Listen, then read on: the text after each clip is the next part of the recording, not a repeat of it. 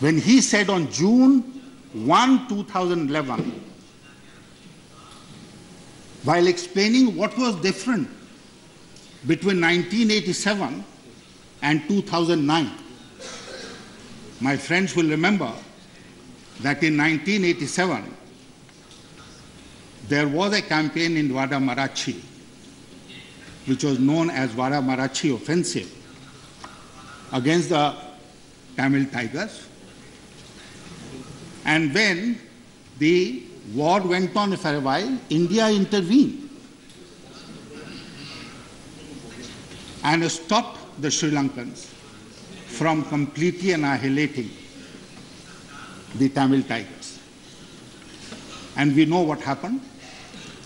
As a result of India's intervention, the 1987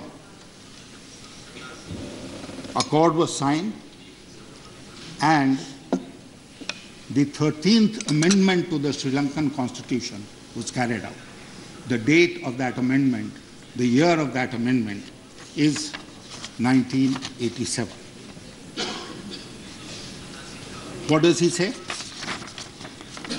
But comparing 2009 with 1987, he said,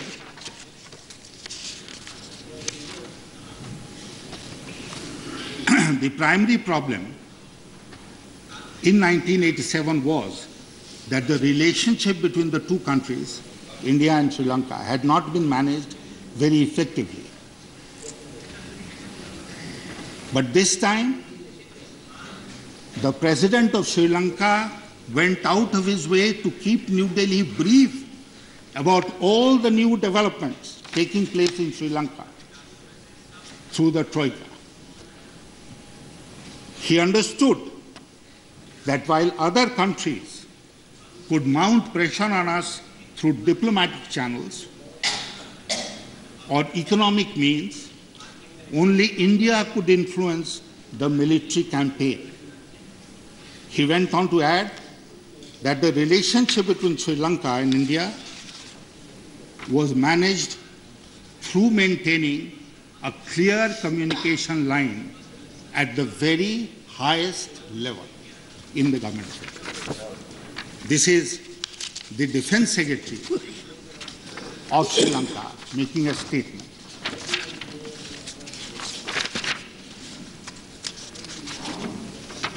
Further, after his re-election in January 2010, the Sri Lankan President, Madam, makes a state visit to India. In June 2010, I have here a copy of the joint declaration which was issued then.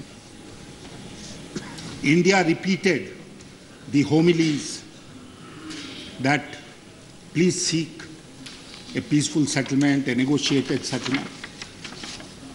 But there is not a word in that joint statement about human rights violations, about the atrocities committed on the civilian Tamils in the northern province, their massacre, nothing, Madam, in the joint statement.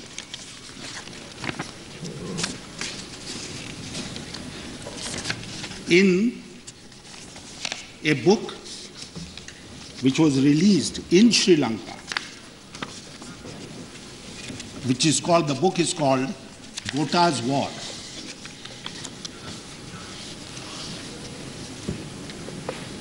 The same sentiment is repeated. And that is evidence, sir, of the fact that unfortunately,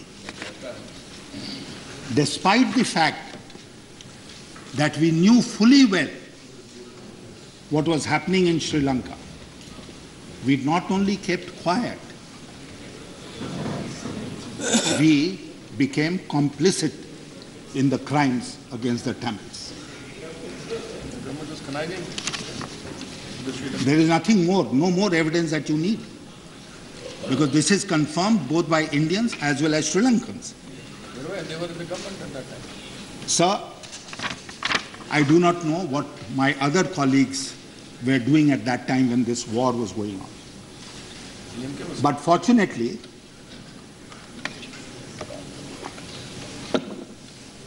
I have been able to access some of the statements which I made at that point while stating my party's approach to this problem. I had gone for campaigning in the Lok Sabha elections to Karnataka, sir. This was in April, end of April 2009. So what I am saying in this house is not something that I am imagining today. I am quoting evidence from April 2009. The leader of the party to which Mr. Thambidurai belongs had issued a statement saying that India should impose sanctions against Sri Lanka to stop them from carrying out these atrocities. It was in that context that media persons approached me in Bangalore, and this is what I said. And I am repeating because this continues to be the policy of the Bharatiya Janata Party even today. We are not in favor of a separate nation created out of Sri Lanka, but totally against the butchering of Tamil civilians. They have to be protected. The party, that is my party, is for giving rights to the northern Tamils within the integrity and territorial unity of Sri Lanka. Our only concern was, and will remain the plight of the civilian Tamil population who are suffering untold misery through military action of both sides, LTTE as well as Sri Lankan government. India must make its intentions very clear to Sri Lanka with diplomatic channels and high-power delegations not working. And I just said the NSA was visiting Sri Lanka and coming. The only option left is imposing sanctions on Sri Lanka if it goes ahead and disregards our advice. This is what I had said on behalf of my party, echoing what the leader of the Anna-DMK had said. This is what we should have done. Then again, sir, my friend Vaiko, who used to be a member of this house, he came in August 2011 to invite me to join one of his protest rallies in Delhi against the genocide of the Tamils in Sri Lanka. In his meeting with me, he told me that he had met the Prime Minister and the Prime Minister had told him that India could not impose economic sanctions against Sri Lanka as it would encourage China to displace us as a strategic and trading partner of Sri Lanka. When I asked Vaiko whether I could quote him publicly, he said I could. So when I went to address his rally, I naturally pointed out this statement and said this represented a helplessness on the part of the government of India.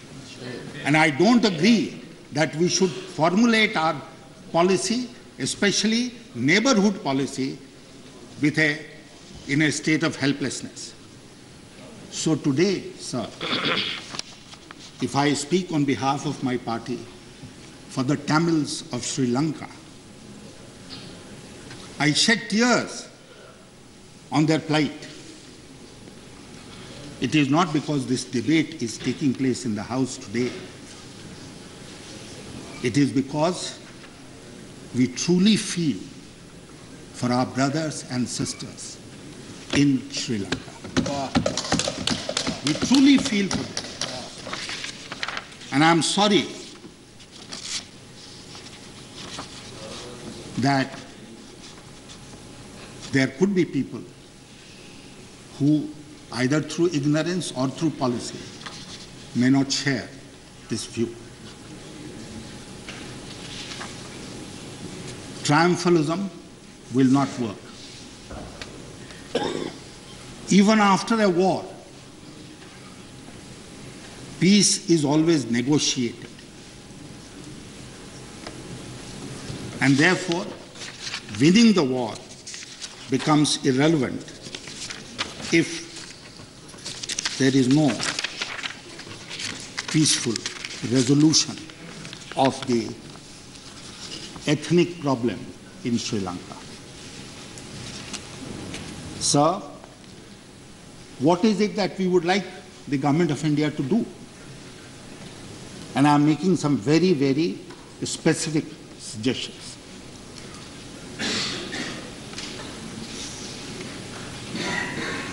We have a friendly relationship with Sri Lanka, but we are a neighbor, and therefore the right to urge upon them, the right to advise them, the right to remonstrate with them, the right to argue with them does belong to India. And therefore I'll suggest the following points for the Government of India as points for action in future. The first is, please urge the government of Sri Lanka to withdraw its army from the northern province. The war ended 4 years ago. Sri Lanka should already have had normal law and order duties assigned to the police. Let the army of Sri Lanka go back to the barracks. Let them not run the northern province on a daily basis and continue to commit the atrocities to which my friend Mr. Bali referred. That's the first point. Second, let them sincerely implement the recommendations of the LLRC. The LLRC is Lessons Learned and Reconciliation Commission. A very interesting name they have given to this committee, Lessons Learned and Reconciliation Committee. The committee has made recommendations. The Sri Lankan government is not implementing those recommendations. Let them implement those recommendations. Then third, sir, let them implement without any further delay the provisions of the 13th Amendment and more. 13th Amendment plus. And the Sri Lankan government, in its discussions with us, has always promised that they will implement 13th Amendment plus. But I am saying this with some reservations. Why am I saying it with reservations, sir? In January this year, the Sri Lankan government came out with what is called the Divi Neguma Bill. Divi Neguma Bill, which has actually further reduced the powers enjoyed by the provincial councils. Far from implementing the recommendations of the 13th Amendment, far from giving the provinces 13th Amendment plus, they have come out with this Divi Neguma Bill, which reduces the powers of the provincial councils and actually vests more powers in the Minister for Economic Development